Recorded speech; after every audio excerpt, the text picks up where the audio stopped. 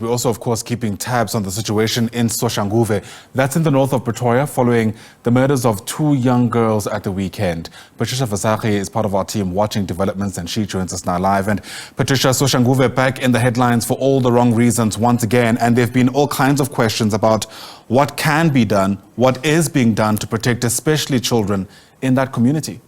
Well, good morning. Thank you so much. Indeed, and this week that focus is even sharpened as the country marks Child Protection Week. And of course, with the news that more children have been brutally murdered in Soshanguve. And you would remember just about 3 weeks ago, we woke up to the shock of a 5-year-old Didebo Hopalani Jr., who was murdered, who was gunned down during an attempt to hijack his father's bakkie, and that incident sent shockwaves throughout the country. And just as our thoughts found some sort of a settle feeling, here we are again. More children were brutally murdered, and not just gunned down, but they were also burned after being shot. Of course, we spoke to the mother who is struggling, and she's really begging the police to help her find the killer of this particular brutal incident. But in sharp focus is what is wrong in Soshanguve. Why is it so okay for people there to go as far as murdering their children? But not just in Soshanguve. We've seen these trends in various parts of the country. I'm now joined by expert Professor Nokuthula Mazibuko. She is an expert on child and women protection. Just tell us about what you make of what's happening in Soshanguve currently. Yes, today we're talking of Soshanguve, and tomorrow we can be talking of KwaMashu. This has been a trend whereby we as a society, we are growing up from homes that are broken. We are raised by single parents, and there is no type of learning that takes place where children are learning to have social values, learning to have moral values, and facing consequences for bad behavior.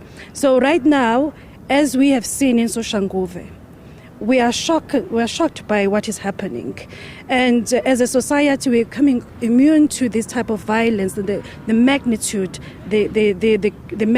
of overkilling of children, especially in this week when we are celebrating and reminding each other of Protection Week for our children, which I always say we have these incidents of reminders of weeks and months and days where we should be having this implanted into our brains, where we live by knowing what the law says, and we are abiding citizens to that law. What we're seeing is all over the world a copycat of overkilling of children, a copycat of overkilling of women, mothers. So this has been a case of today. It is an isolated case. Right now there's another child who's being killed somewhere else.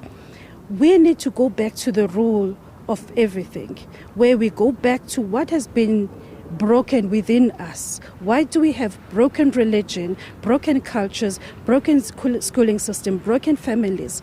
How do we mend that again? How do we glue that? Because we need these children. This is someone's child. We need to have better laws as law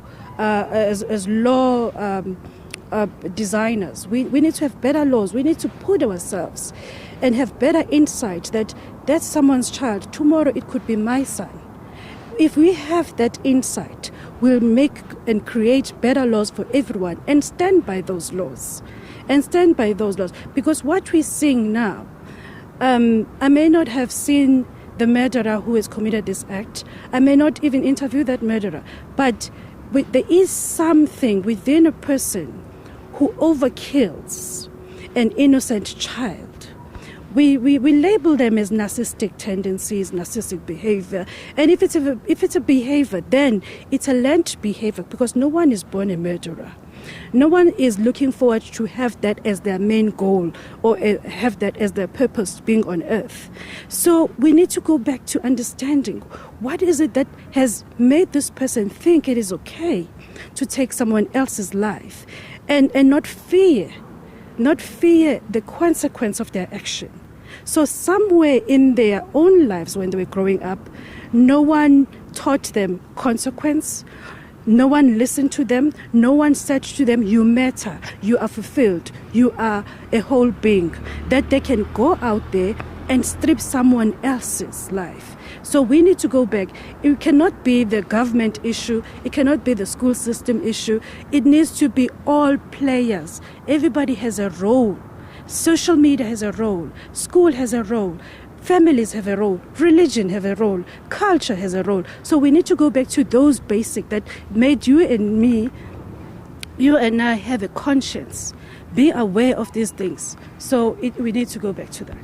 All right, thank you so much there, Professor Nokuthula Mazibuko. She is an expert on the rights of women and children based here at UNISA. We give it back to studio. All right, Patricia, Visagie, thanks very much indeed. As we continue monitoring, of course, the situation in and around Soshanguve, Patricia Visagie, of course, speaking to us, as she mentioned, from UNISA.